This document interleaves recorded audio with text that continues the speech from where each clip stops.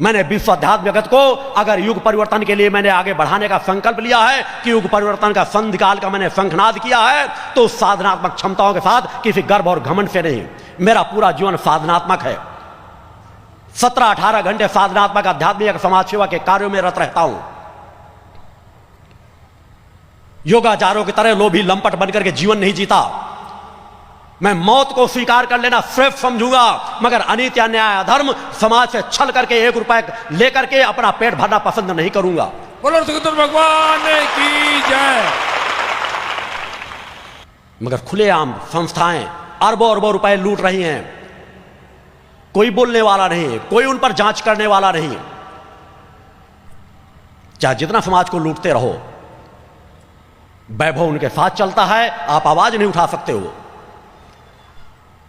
मगर जिनके पास आत्मशक्ति है, जिनके पास अपनी क्षमताएं हैं, मैंने कहा मैं किसी की बैसाखियों का सहारा लेकर के जीवन नहीं जीता। मैं सिर्फ अपनी अंतरात्मा पर विश्वास रखता हूं, अपनी आत्मिक शक्ति पर विश्वास रखता हूं और अपनी परम सत्ता इष्ट माता को और अपने गुरु पर विश्वास रखता हूं, गुरु शक्ति पर विश्वास रखता हूं। और समाज में परिवर्तन आएगा जरूर। सामान्य अवस्था में नहीं अनीति अन्याय अधर्म फैला, पूरे समाज का शोषण किया जा रहा है।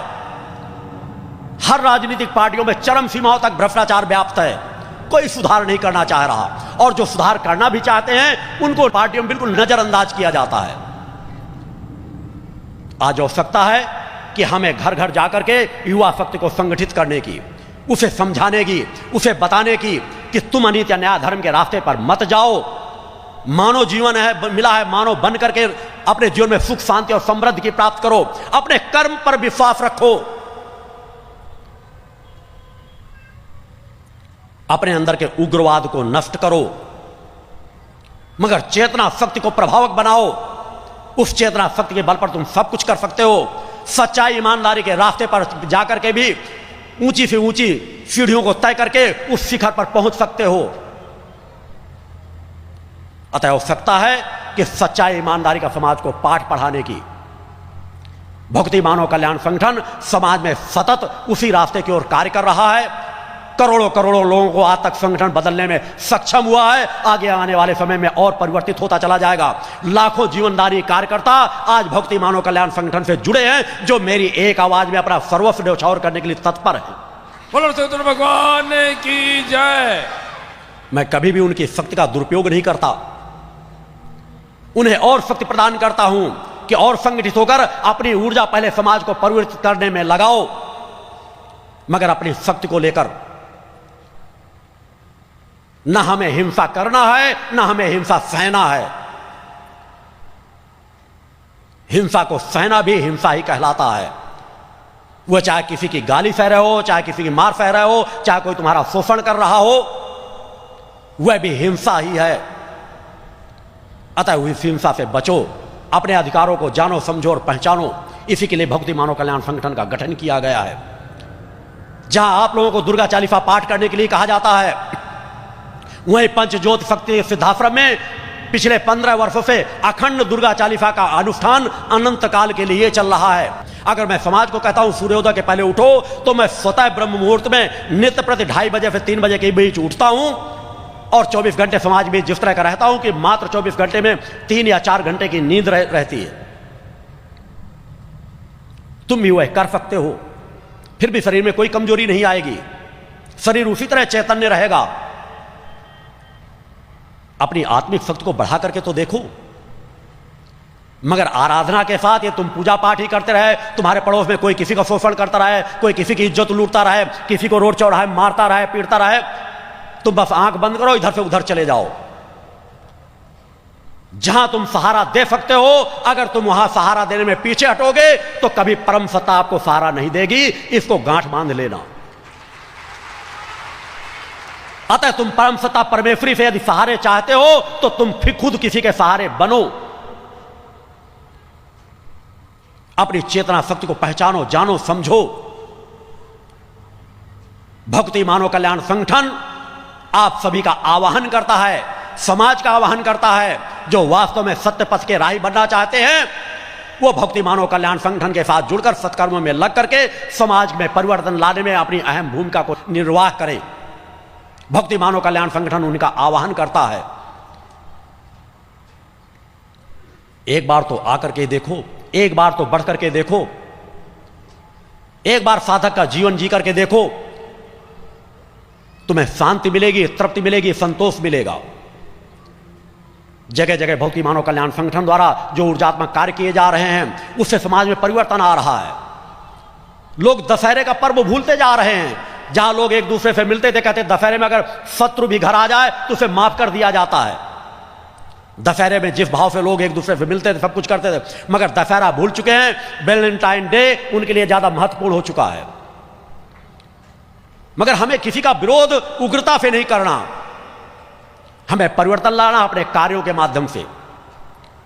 साल का पहला दिन हो, अंतिम दिन हो, लोग रात रात भर पार्टियां करते हैं, अय्याशी का वातावरण जीते हैं। बार बालाओं को बुलाकर डांस कराएंगे, नाच गाना होगा, बियर पिएंगे, शराब पिएंगे, और हमारे भक्ति मानव कल्याण संगठन के कार्यकर्ता दुर्गा चालीसा के पाठ में रत रहते हैं। और आगे आने वाले समय में नवीन वर्ष जो आने वाला है 2012 का, उसके भी साल के अंतिम दिन और साल के पहले दिन देश के 1000 स्थानों पर 24 घंटे के दुर्गा चालीसा के पाठों का आयोजन सभी टीम प्रमुखों के द्वारा किया जाना है। बोलो सत भगवान की जय। मेरे द्वारा कभी अपना जन्मदिन मनाने की अनुमति नहीं दी गई। कुछ शिष्यों द्वारा मेरे जन्मदिन की गलती से एक बार छप गई, उसके द्वारा लोग जन्मदिन मनाते रहे। मेरा मना करते करते काफी समय बाद लोग मान सके कि मैंने कहा जन्मदिन मनाने की मेरी आवश्यकता नहीं। क्योंकि जिस दिन को मान रहे थे, उस दिन उस कार्यक्रम के बाद, जन्म के बाद जो कार्यक्रम कराया गया था, उसको वह डेट मान करके कई बार उन्होंने जानकारी दी। मेरा जो वास्तविक जन्म है वह 9 दिसंबर को है। अतः मैं चाहूंगा जो टीम प्रमुख है, संगठन सदस्य हैं, शिष्य हैं, अगर वास्तव में तुम मेरा जन्मदिन मनाना चाहते हो तो देश के 1000 से अधिक स्थानों पर 5 घंटे का दुर्गा चालीसा का पाठ करना, मां की आरती पूजन करना, वह मेरा सच्चा जन्मदिन होगा। अतः 5 घंटे का आयोजन उस जन्मदिन 9 दिसंबर को आप लोग देश के कोने कोने पर करोगे। उसी तरह साल के अंत में जो हर वर्ष आप करते हो, 1000 से अधिक स्थानों पर 24 घंटे के अनुष्ठानों को पूर्ण करना है। समाज सेवा के कार्यक्रम में आप लोग हर पर रत रहते हो। जो बेचारे आत्महत्या करने के लिए बढ़ रहे थे, वो आत्महत्या भूलकर आज समाज सेवक की तरह समाज में कार्य कर रहे हैं। वो दूसरों के सहारे बन रहे हैं, जिन्हें खुद कोई सहारा नहीं मिल रहा था, मगर उन्होंने परम सत्ता परमेश्वरी का सहारा पाया और आज वे खुद दूसरों के सहारे बन रहे हैं। उसी तरह आपको सतत आगे बढ़ना है, क्योंकि जितना सच्चाई के मार्ग पे आप चलोगे, समाज सेवा के मार्ग में चलोगे, परोपकार के मार्ग में चलोगे, आपका गुरु उतना ही आपके साथ रहेगा। मैं अपने अधिकांश कार्य चेतना तरंगों के माध्यम से करता हूं। चेतना तरंगों के माध्यम से समाज को चिंतन देता हूं। इसके भी प्रमाण मैंने अनेकों समाज को दिए हैं। ये ब्रजपाल चौहान भी यहां जो खड़ा है, किसी समय मृत्यु के अंतिम कगार में पहुंच चुका था। अब मुझसे कह रहा था गुरुदेव जी, से मृत्यु मुझे मिल जाए ज्यादा अच्छी है, मगर चेतना तरंगों का ही फल है। जो किसी समय 4 घंटे परिश्रम नहीं कर पाता था, आज 18-18, 20-20 घंटे मेरे साथ रह करके परिश्रम करता है, श्रम करता है, जागता है, और इसीलिए मेरा सबसे प्रिय शिष्य है। कर्म करो, आपका गुरु देने में कभी संकोच नहीं करेगा। मेरी कोई छवियां हो, कोई पुस्तक हो, लोग जिसे मूर्ति को पाषाण की प्रतिमा कहते हैं, मैं कह रहा हूं पाषाण की प्रतिमा ये कण कण चेतन है। हमारा धर्म इतिहास उठा करके देख लो, जिसे तुम आज पाषाण की प्रतिमा कहते हो, चाहे राम का काल रहा हो, चाहे कृष्ण का काल रहा हो, हर काल में मूर्ति पूजा हुई है। मगर कुछ अधर्मी अन्यायी जिन्होंने देवी देवताओं को देखा नहीं, नास्तिकता का जीवन जीते रहे, वो यही कहते देवी देवता होते नहीं, सूक्ष्म शरीर होता ही नहीं, ग्रह नक्षत्र होते ही नहीं, शनि तुम्हारे ऊपर आके चढ़ नहीं बैठेगा, शनि का कोई प्रभाव नहीं होता। अरे ग्रहों के प्रभाव से तो समुद्र में भी ज्वार भाटे आते हैं। बड़े बड़े राजा महाराजा भी फकीर बन गए और फकीर राजा महाराजाओं की गद्दियों पर बैठ गए। ग्रहों का प्रभाव पड़ता है, मगर ग्रहों के प्रभाव में आजकल रत्न अंगूठियों में आप लोग मत लूटो। नहीं कोई शनि के नाम पे डरवाएगा, कोई किसी नाम पे डरवाएगा। माता भक्ति की आराधना करने पर सभी ग्रहों का लाभ आपको सहज भाव से प्राप्त हो जाता है। बोलो सतगुरु भगवान की आपके ग्रह दोष दूर हो जाते हैं। आप फतोगुड़ी कोशिकाओं को जगा करके तो देखो, मां की आराधना भक्त करके तो देखो, एक मंत्र भी निरर्थक नहीं जाता, एक पल भी आपका सात्विकता से गुजारा हुआ कभी निरर्थक नहीं जाता। जिस तरह अन्न का एक दाना यदि आपके शरीर में चला गया तो आपकी तत्काल भी भूख मिटाएगा और ब्लड में परिवर्तन होकर लंबे अंतराल तक आपकी सहायता करता है। उसी तरह एक भी मंत्र का जब आप उच्चारण कर लेते हैं, एक भी पल आपके ध्यानस्थ हो जाते हैं, एक पल आप सात्विक स्थान पर गुजार लेते हैं, एक पल का आप कोई परोपकार का कार्य करते हैं, तो सब आपकी पूंजी बनती चली जाती है। अतः बाह्य पूंजी से हट करके आध्यात्मिक पूंजी को संग्रह करके तो देखो, और जिस दिन तुम्हारी आध्यात्मिक पूंजी तुम्हारे हाथ में होगी, तुम्हारे त्रिभुवन का सुख वैभव पैर से ठोकर मार देने के बराबर होगा। बोलो बुद्ध भगवान की जय। अतः वैसा जीवन जी करके देखो, तृप्ति मिलेगी, आनंद मिलेगा, संतोष मिलेगा। मेरे द्वारा क्यों कहा जाता है कि इस भूतल में मनुष्योचित एक भी ऐसा कार्य नहीं है जो मेरे लिए असंभव हो। मैं किसी भी राजा को रंग बना सकता हूं, रंग को राजा बना सकता हूं, निरोगी काया को रोगी कर सकता हूं और रोगी काया को निरोगी कर सकता हूं। इसके भी प्रमाण मैंने समाज में दिए हैं। मैं हजारों मील दूर से किसी को आकर्षित करके अपने पास चेतना तरंगों के माध्यम से खींच सकता हूं और अपनी चेतना तरंगों के माध्यम से आस्तिक व्यक्ति को नास्तिक बना सकता हूं। मेरे द्वारा 3 धाराओं के माध्यम से समाज में कार्य किया जा रहा है। जहां मैंने कहा पंचज्योत शक्ति सिद्धाश्रम के माध्यम से मैं समाज के एक आध्यात्मिक केंद्र मैंने प्रदान किया है, जहां मां का अखंड गुणगान चला और अनंत काल तक चलता रहेगा। उस तरह मैंने भक्ति मानव कल्याण संगठन का गठन किया है, जो समाज में समाज सेवा का कार्य कर रहा है। और आने वाले समय में शीघ्र ही एक राजनीतिक पार्टी का भी गठन किया जाएगा।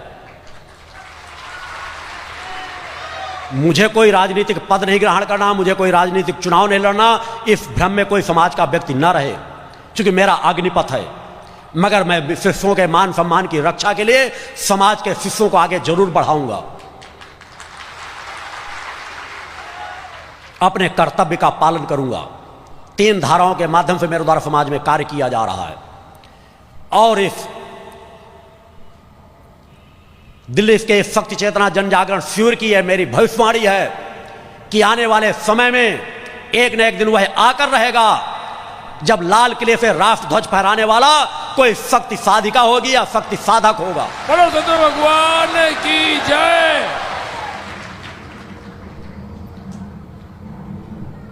हमारा किसी पार्टी से विरोध नहीं है, मगर हम किसी पार्टी के चाटुकार भी नहीं।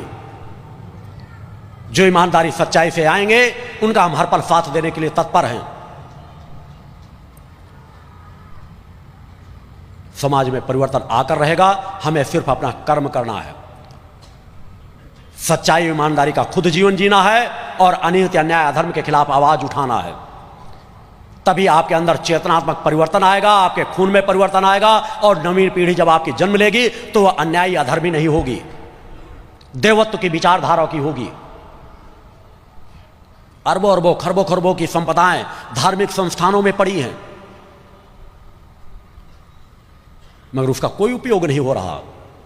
पद्मनाभ मंदिर का खजाना तो आपने देखा है, अनेकों संस्थाओं में है। जो लोग दिवंगत हो गए उन पर मैं ज्यादा जाना नहीं चाहता।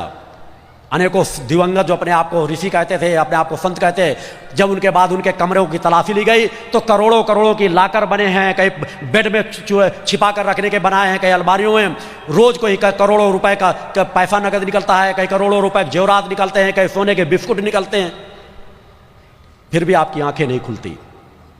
जो इस तरह का जीवन जीता होगा, धन को चुरा चुरा करके रखने का, छिपा छिपा के रखने का प्रयास करता होगा, जबकि अरबों की संपदा के उनके संस्थान चल रहे हों, फिर भी लोभ प्रवृत्ति नष्ट नहीं होती, उसका जीवन किस प्रकार का होगा। राजा महाराजा लूटते रहे, उन राजा महाराजाओं का अस्तित्व समाप्त हुआ। आज उन महलों पर सैनिकों की बूटों की टापें गूंजती हैं, जहां किसी को अंदर जाने का अनुमति नहीं मिला करती थी। आज उसी तरह अधर्मी अन्यायों का अस्तित्व भी एक न एक दिन समाप्त होगा। जो सच्चे ईमानदार हो उनके लिए नित्य मां के चरणों में प्रार्थना करो कि मां ये और सच्चाई ईमानदारी के रास्ते में चले, चाहे राजनेता हो, चाहे साधु संत हो, चाहे समाज सेवक हो, कि मां इनको और कृपा करो, ये और सच्चाई ईमानदारी के रास्ते में चल सके। मगर जो भ्रष्ट है, बेईमान है, उनके लिए नित्य मां के चरणों में प्रार्थना करो कि मां ये अल्पायु हो, ये दुर्घटना के शिकार हों, इनका हार्ट अटैक हो, ये आतंकवादियों की गोलियों के शिकार हों, अपना पूर्णत्व जीवन सही तरीके का जियो। इतने उदारवादी मन जाओ कि हम हिंसा नहीं करते, हम अहिंसा के पुजारी हैं। क्या राम अहिंसा के पुजारी नहीं थे? क्या कृष्ण अहिंसा के पुजारी नहीं थे? राम को भी रावण का वध करना पड़ा है, कृष्ण को भी कंस का वध करना पड़ा है, मगर आज तुम वध नहीं कर सकते। कानूनी मर्यादाएं, व्यवस्थाएं आपका मनुष्योचित धर्म नहीं कहता, तो मां के चरणों में प्रार्थना तो कर सकते हो, और प्रार्थना का फल समाज में साकार रूप से आएगा। आज से 20 वर्ष पहले मैंने भविष्यवाणी की थी, जब राजनेता समाज को लड़ाते थे और आपस मिल बैठकर चाय नाश्ता करते थे, मगर समाज को लड़ाते रहते, लगता था जैसे सभी राजनीतिक पार्टियां अलग हैं। तब मैंने भविष्यवाणी की थी कि इंतजार करो, 15-20 वर्षों के अंदर वो समय आएगा कि राजनेता एक दूसरे के खून के प्यासे होंगे। आज वह आप देख रहे हो, आपको कुछ ज्यादा करने की जरूरत नहीं, केवल अपनी सात्विक शक्तियों को संगठित करते रहो, उस दिशा में बढ़ते जाओ। ये अधर्मी अन्यायी अपने आप में टकरा टकरा के मर जाएंगे। बोलो भगवान की जय। खुद एक दूसरे की पोल खोलेंगे कि तू भ्रष्टाचारी है, तू अय्यासी है, तूने ये कुकर्म किया, तूने ये कर्म किया। वो एक दूसरे के पोल खोल खोल करके समाज के सामने आईने की तरह रख देंगे, जनमत अपने आप उनसे खिसक जाएगा। मगर अपनी आवाज जहां तुम देखो, जहां तुम जो कर सकते हो, उसमें किसी तरह की न्यूनता ना आए। सात्विकता का जीवन जियो, पवित्रता का जीवन जियो, अपने घर को ही मंदिर बना करके रखो। हर घर में मां का ध्वजा टंगा हो, जब घर में प्रवेश करो तो मां के ध्वज को देख करके प्रवेश करो, घर से बाहर जाओ कि मां के ध्वज को देख करके जाओ। सात्विक चेतना तरंगे आपकी सहायता करेंगी। अदृश्य जगत में सात्विक और असात्विक दोनों प्रकार की तरंगे फैली रहती है। जिस तरह मैंने एक बच्ची का उदाहरण दिया कि वो आत्महत्या के लिए जा रही थी, मेरी सात्विक तरंगों ने उसको खींचा। इसी तरह समाज में सात्विक तरंगे हर जगह व्याप्त हैं, केवल उनको आकर्षित करने की पात्रता तो लाओ। तुम्हारे घर में मां का ध्वज टंगा हो, मां की कोई न कोई छवि रखी हो, मंदिर हो, घर में पूजा पाठ नित्य करो, आरती पूजन करो, अपने घर में नारी का सम्मान करो, नशे मान से मुक्त रहो, सात्विकता पवित्रता का जीवन देखो, जियो, और फिर देखो आपके ग्रह दोष अपने आप दूर भाग जाएंगे। कुछ कराने की जरूरत नहीं पड़ेगी। दुर्गा चालीसा का पाठ करो, दुर्गा चालीसा के अनुष्ठानों को पूर्ण करो। आध्यात्मिक ऊर्जा के बल पर तो सब कुछ संभव है। तुम पूर्ण मानव बनते चले जाओ, मानुषोचित मूल्यों को स्थापित करते चले जाओ। असुरी प्रवृत्ति के लोग आपस में लड़ते कटते मरते चले जाएंगे, और जहां थोड़ा जरूरत पड़े कि कोई गिर रहा हो अधर्मी अन्यायी असुर, तो उसको एक ठोकर जरूर मार दो। तुमको केवल धक्का देने की जरूरत है। यह अधर्मी अन्यायों का अस्तित्व समाप्त होने की कगार पर ही है। अतः अपनी चेतना शक्ति को जानो, समझो, पहचानो। कभी तुम्हारे अंदर अहंकार ना आने पाए, मगर सत्य के रक्षक जरूर बनो। सत्य के प्रति आवाज उठाना यह किसी प्रकार का अहंकार नहीं होता। मैं अहंकारी होता तो जगह जगह समाज के बीच अपने आप को पुजवा रहा होता। साल में 2-3 बार से ज्यादा समाज के बीच नहीं जाता। एकांत साधनाओं को मैं ही अपने आप को रत रखने का प्रयास करता हूं।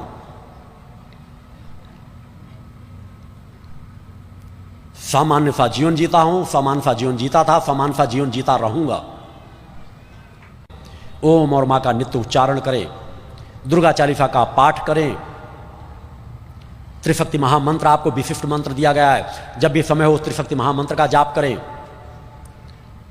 अपने घर में मां का ध्वजा लगा के रखें, अपने आज्ञा चक्र पर कुमकुम का तिलक लगा करके रखें, गले में रक्षा कवच डाल करके रखें। एक साधक का जीवन जिए। आप जब साधक का जीवन जीते चलेंगे तो आपके अंदर की चेतना शक्ति प्रभावक होती चली जाएगी, आपकी कार्य क्षमता बढ़ती चली जाएगी, आपकी सोचने समझने की क्षमता बढ़ती चली जाएगी, आपके नाना प्रकार की विघ्न बाधाएं सहज भाव से दूर होते चले जाएंगे। क्योंकि सब कुछ तो हमारे शरीर के अंदर है, और प्रकृति सत्ता तो हर पल देने के लिए तत्पर है।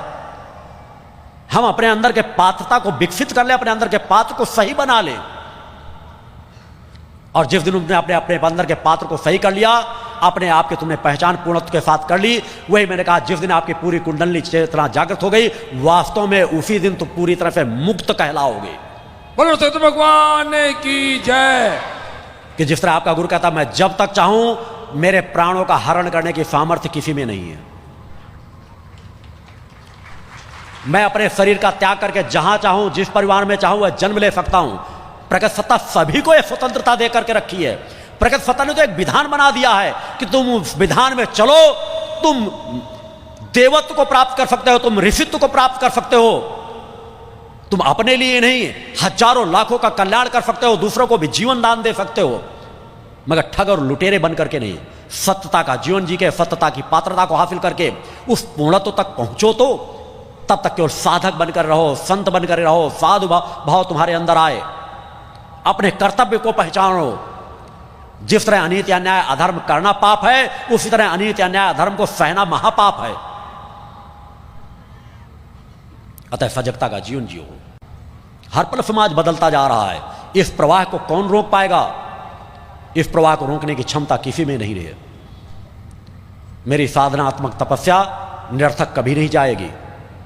मैंने अपना सर्वस्व समाज के प्रति न्यौछावर किया है।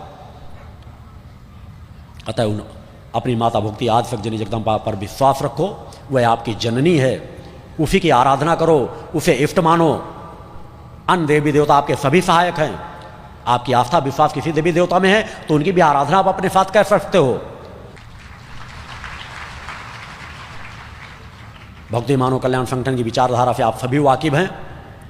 आज दसियों लाख लोग भक्ति मानव कल्याण संगठन से सक्रियता से जुड़े हुए हैं। करोड़ों लोग भक्ति मानव कल्याण संगठन की विचारधारा से लाभान्वित हो चुके हैं। यह प्रवाह दिन दुना रात चौगुना गति से बढ़ता चला जा रहा है। मगर हर पर हमें ध्यान रखना है कि हमारे साथ कोई अमीर जुड़े ना जुड़े, कोई राजनेता जुड़े ना जुड़े, मगर हमसे कोई एक गरीब बिछड़ करके न जाने पाए। बोलो भगवान की जय।